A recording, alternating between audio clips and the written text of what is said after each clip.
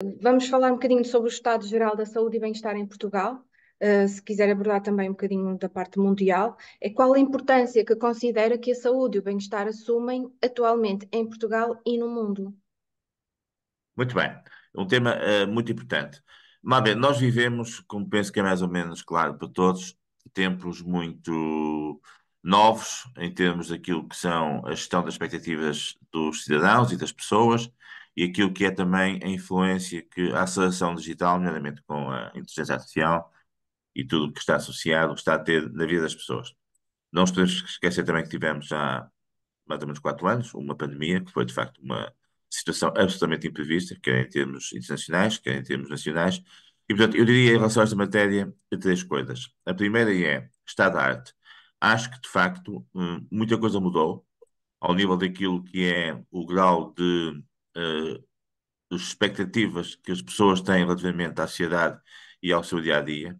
E, portanto, criou-se, por um lado, uma certa prática comum das pessoas, de certa forma, depois da pandemia, e também fruto desta incerteza que temos com estes novos tempos, se refugiarem em comunidades mais pequenas e passarem, portanto, a ter um conceito de qualidade de vida muito associado a essa vivência mais em comunidade fechada, isso por um lado.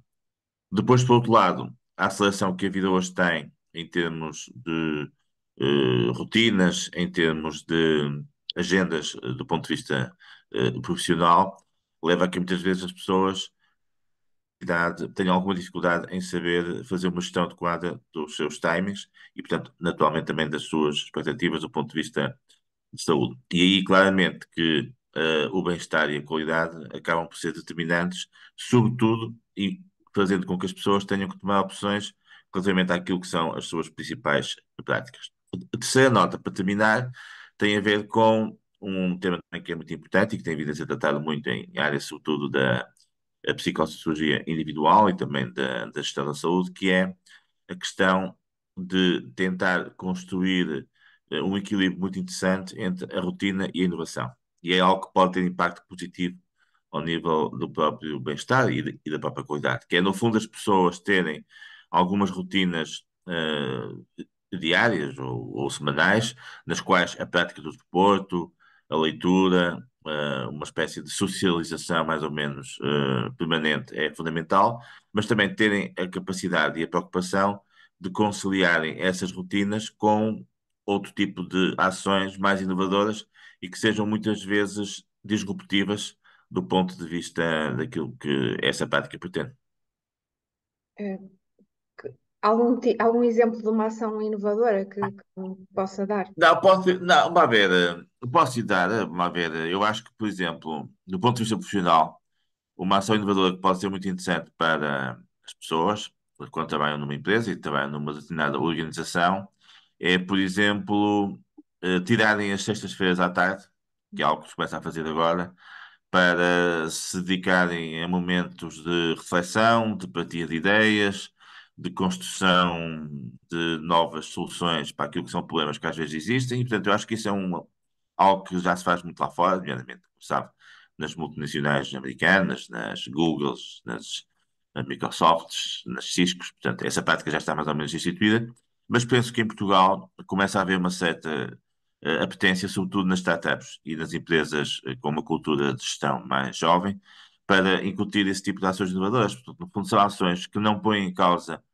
a rotina, nem aquilo que é uma certa capacidade de ter a organização mais ou menos estruturada, mas também permite, de certa forma, aumentar os índices de criatividade, de inovação, e, portanto, há estudos e há artigos que têm feito essa nota de que inovação e criatividade são duas palavras absolutamente chave em termos de garantia do bem-estar, né? Permitem, digamos, que ao cérebro, permitem, digamos, a capacidade crítica das pessoas evoluir. Muito bom, obrigada. Uma próxima questão. Na sua opinião, que ações deve adotar o Destino Portugal, o país, as regiões ou os estabelecimentos ou organizações para serem reconhecidos como destino voltado para a saúde e bem-estar?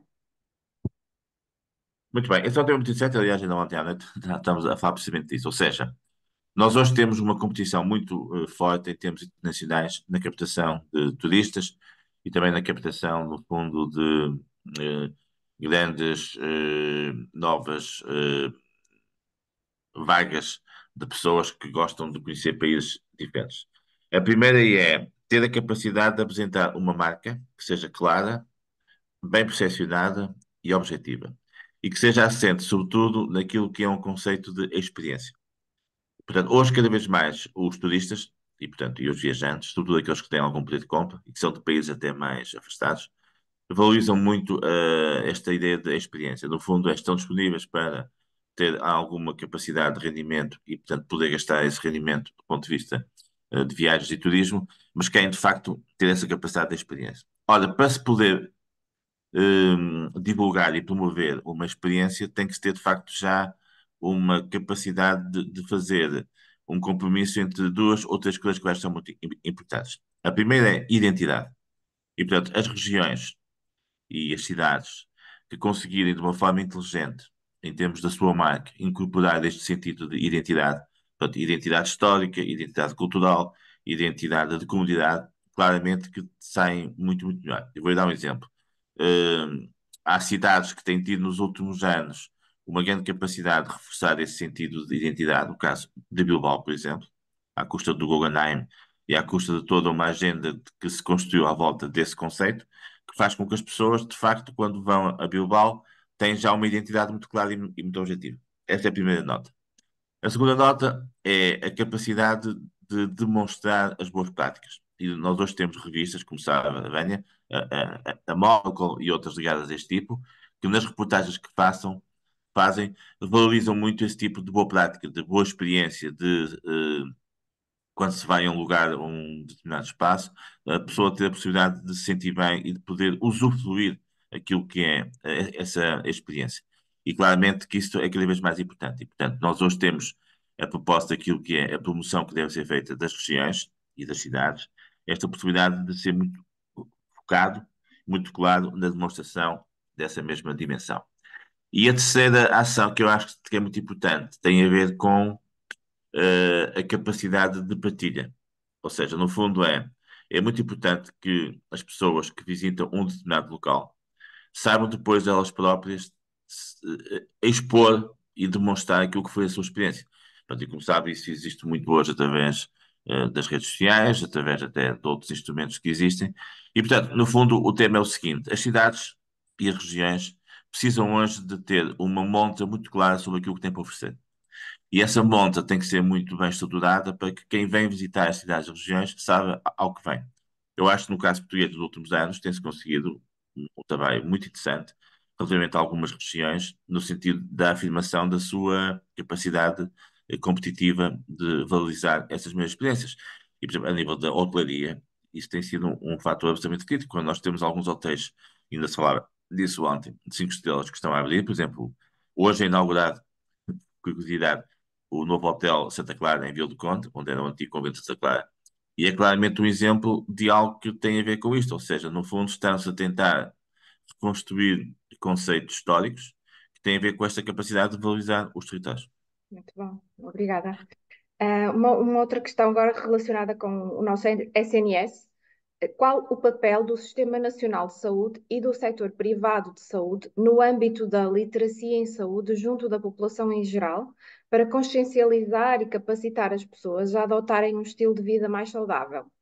Na sua opinião, considera que existe consciência da população para a utilização de produtos ou serviços de saúde e bem-estar como forma de prevenção de doenças?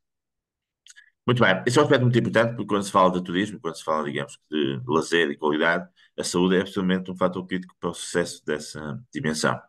Eu acho que nos últimos anos tem-se conseguido, apesar de tudo, trabalhar este conceito do ponto de vista de as pessoas perceberem que têm que ter mecanismos de prevenção em relação à saúde, sob pena de muitas vezes serem confrontados com situações que podem não ter até, em alguns casos, solução.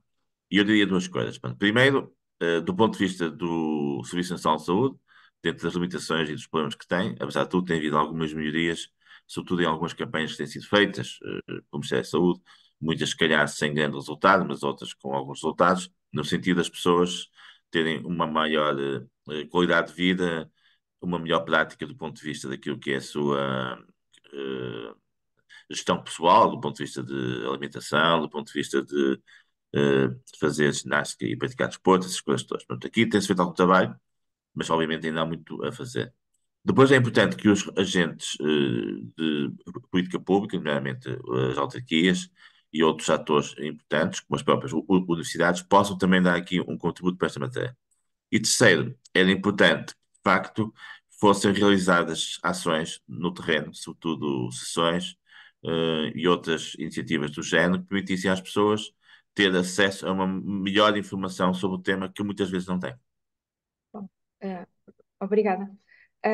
Uma questão relativamente à hotelaria. Que medidas considera fundamentais as unidades hoteleiras, em Portugal tomarem para se posicionarem no âmbito da saúde e bem-estar? Muito bem. Eu penso que isso tem sido uma prática muito interessante nos últimos anos, sobretudo dos hotéis de gama mais alta, né?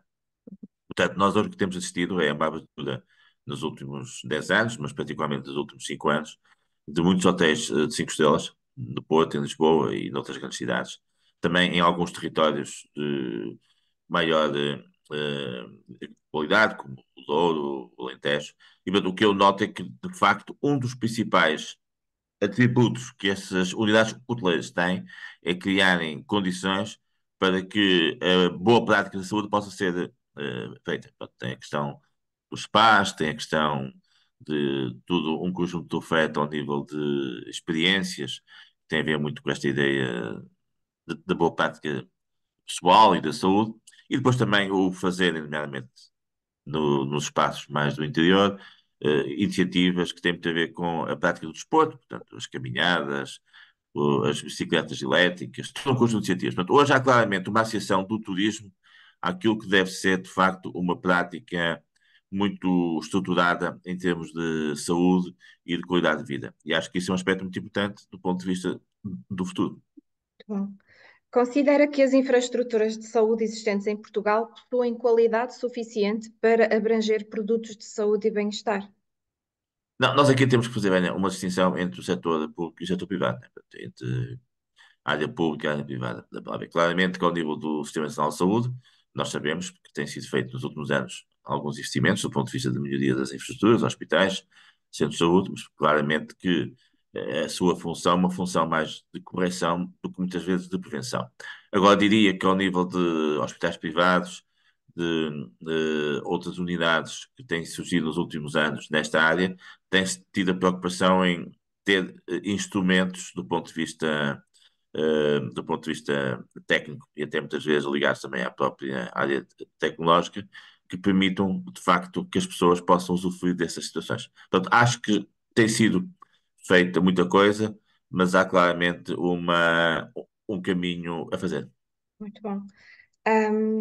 Em que medida pode a saúde e o bem-estar aumentar a competitividade do destino de Portugal ou os destinos em Portugal? Podemos ser diferenciadores neste aspecto, tendo em conta as nossas infraestruturas de saúde e os nossos produtos turísticos? Sim, eu acho que sim. Eu acho que claramente Portugal, sendo um país pequeno, que tem um território muito homogéneo e muito densificado em termos da sua oferta, tudo que tem a ver com a praia, tudo que tem a ver com o interior, tudo que tem a ver com, digamos, um conjunto de requisitos e de recursos muito interessantes, só tem a fazer é pôr esses recursos ao serviço de uma imagem de saúde e de qualidade. Para fazer com que aquilo que são os. Nós hoje temos tido, como sabe, a Vânia, melhor que eu, temos tido uma vaga nos últimos anos de turistas vindos de mercados muito competitivos em termos económicos. Portanto, os americanos, muito recentemente também os coreanos, portanto, já tinham vindo os chineses, os brasileiros, portanto, além, obviamente, dos europeus. Portanto, há aqui, digamos que, comunidades de turistas que têm vindo muito para Portugal nos últimos anos, fruto de uma ideia e de uma imagem que se tem conseguido veicular de que o nosso país, para além de ser um país seguro, com boa gastronomia, com sol, e aquilo que são normalmente as marcas de referência na sua promoção, têm hoje também ativos e, sobretudo, infraestruturas e equipamentos que permitem desfrutar desse tipo de qualidade e de saúde que se pretende. E eu acho que o turismo de saúde vai ser claramente uma das grandes apostas para o futuro. Como sabe, no Algarve, ter uma região mais homogénea e também ter uma área muito interessante. Está-se a fazer isso já há algum tempo, mas acredito que noutras zonas do país o processo vai claramente avançar. É um dos eixos claros de aposta, na minha opinião, para o futuro do turismo em Portugal. Portanto, a qualidade de vida e a saúde. Certo, muito bom. Que políticas públicas considera que podem potenciar a saúde e o bem-estar em Portugal? Deve ser o Estado a liderar este setor ou deverá apenas auxiliar os projetos dos operadores privados? Não, essa é uma discussão que nós ontem também estávamos a ter. Basicamente, compete ao mercado e às empresas a liderança desse processo. Portanto, não vale a pena termos ilusões. Quem tem a capacidade, de certa forma, de criar novas soluções de oferta ao nível turístico que tenham muito a ver com esta linha da saúde, do bem-estar, tem que ser, portanto, os operadores turísticos, seja os grupos hoteleiros, e todas as entidades que, de certa forma, mesmo as próprias universidades, como sabem, algumas universidades têm estado muito na área da formação em turismo, e também nesta área procuram criar, digamos que, espaços que permitam valorizar esse tipo de situações. O Estado aqui tem é que ter um papel de organização, através da política pública, da criação de condições para que isso possa ser feito, nomeadamente apoiando iniciativas de promoção, organizando sessões de boas práticas e de promoção. Pronto, é um pouco isso, ou seja, o Estado deve ser, de facto, um indutor desta agenda e, claramente, criar as condições para que os operadores privados possam ter à sua disposição os instrumentos adequados para poder realizar estas ações. Sim, sim. Pronto, Muito bem. fiz todas as questões, as 8 questões que tinha para lhe fazer. Muito obrigada, Sim, sim, doutor. foi um gosto. Olha, e qualquer coisa que precisar da minha parte, disponha, está bem? É Muito sempre um gosto, está obrigada. bem? Obrigado. E corra Igual, tudo bem. Obrigado. obrigada.